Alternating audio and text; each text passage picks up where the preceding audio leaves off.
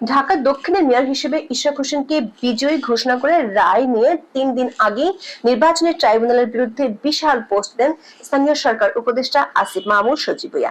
নির্বাচন কমিশনের প্রতিও ঝেড়েছেন ক্রোধ। ইশরাকের শপথ ইস্যুতে সরকার যে নানান টালবাহানায় মেতেছে তা পরিষ্কার হয় আসিফের এই পোস্টে। নিজের প্রতিক্রিয়াতে বিএনপি কর্মীদের জুতা মারার ছবি শেয়ার করে জানান ক্ষোভ। আশায় ছিলেন হাইকোর্ট থেকে পাওয়া যাবে মনোতুষ্টির রায়, তবে ঘটনা ঘটেছে ঠিক উল্টো।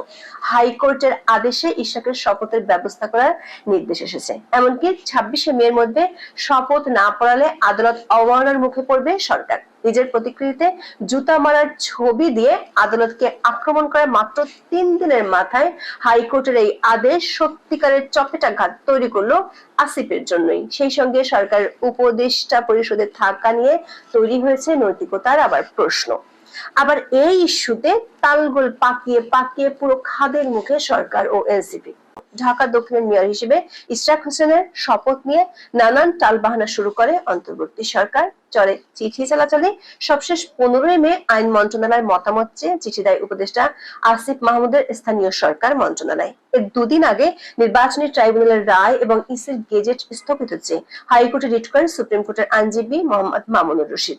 এসব ঘটনা স্পষ্ট হয়ে ওঠে ঢাকা দক্ষিণের মেয়র হিসেবে ইশরাককে দেখতে রাজি নয় ইউনূস সরকার।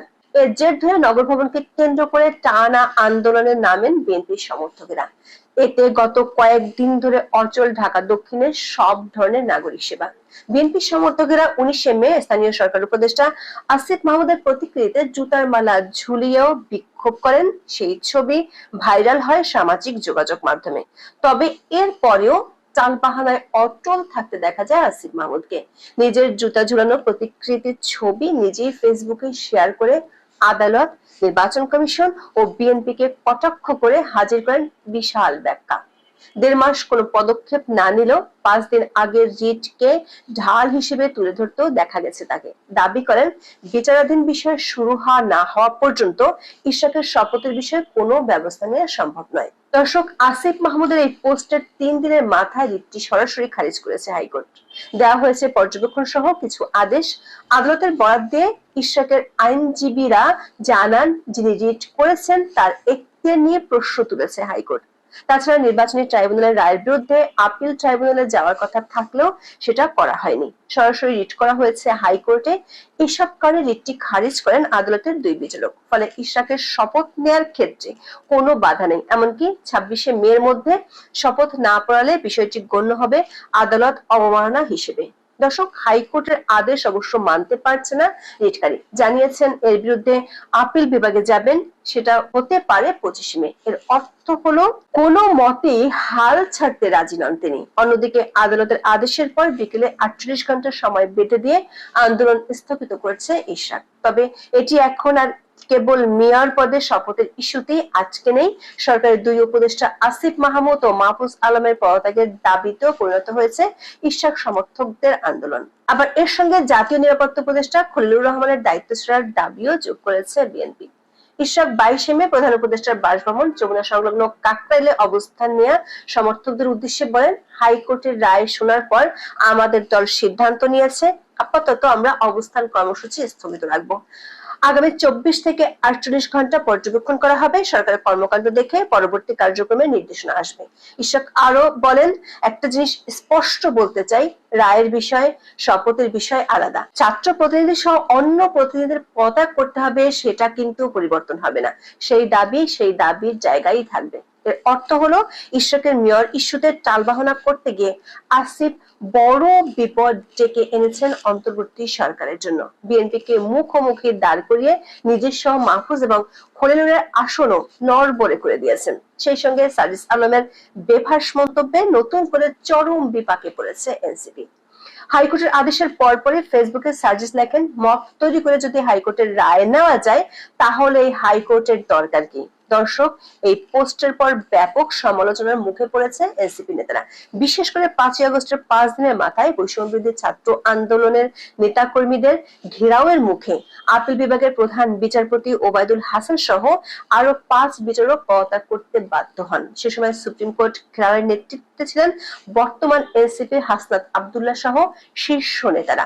দাবি মানা না হলে প্রধান বিচারপতির বাসভবন ঘেরাওয়ের হুঁশিয়ারিও দিয়েছিলেন হাসনাত। এর আগে তখনকার প্রধান বিচারপতি সুপ্রিম কোর্টের বিচারকদের নিয়ে ফুল কোর্ট সভা আহ্বান করলেও মবের হুমকিতে স্থগিত করা হয়।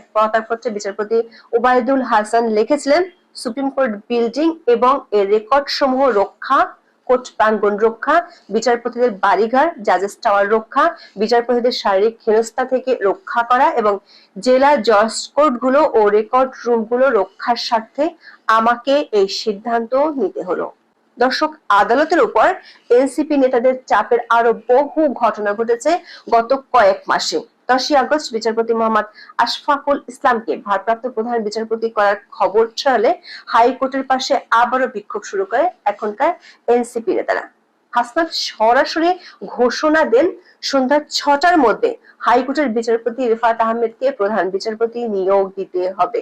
এর পরপরই রাতে রাষ্ট্রপতির আদেশে নতুন প্রধান বিচারপতি হিসেবে সৈয়দ রিফাত আহমেদকে নিয়োগের প্রজ্ঞাপন জারি হয়। এনসিপি নেতাদের বিরুদ্ধে সারা দেশে বিচার বিভাগের উপর হস্তক্ষেপের বহু অভিযোগ উঠেছে গত কয়েক মাসে। আবার রাজ্য কেন্দ্রিক সমাবেশের ডাক দিয়ে দেশের প্রাতিষ্ঠানিক মব কালচারের সূচনাও ঘটিয়েছে এই কিংস পার্টির নেতারা।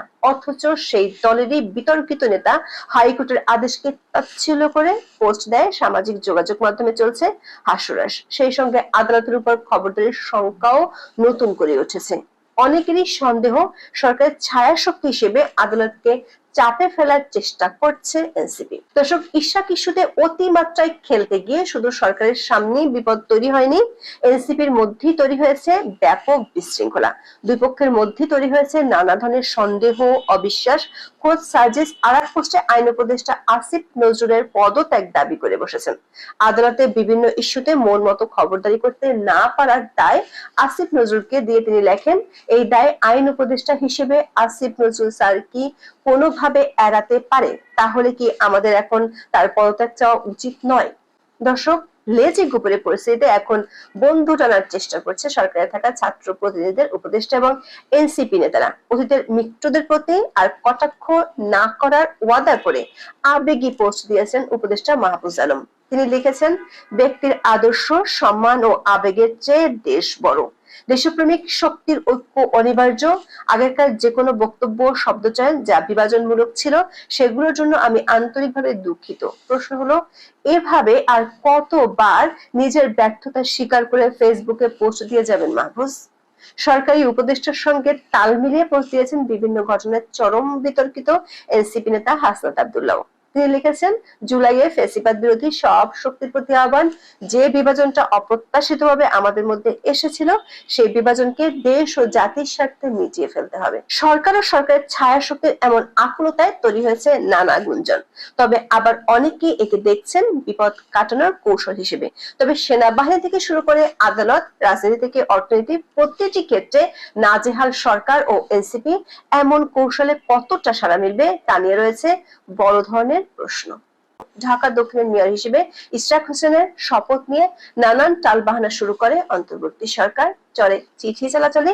সবশেষ 15ই মে আইন মন্ত্রণালয়ের মতামত চেয়ে চিঠি দেয় উপদেষ্টা আসিফ মাহমুদের স্থানীয় সরকার মন্ত্রণালয়। এর দুদিন আগে নির্বাচনী ট্রাইব্যুনালের রায় এবং ইসির গেজেট স্থগিত চেয়ে হাইকোর্টে রিট করেন সুপ্রিম কোর্টের আইনজীবী মোহাম্মদ মামুনুর রশিদ।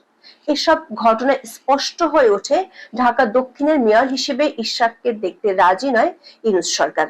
এর জের ধরে নগর ভবনকে কেন্দ্র করে টানা আন্দোলনে নামেন বিএনপির সমর্থকেরা। এতে গত কয়েকদিন ধরে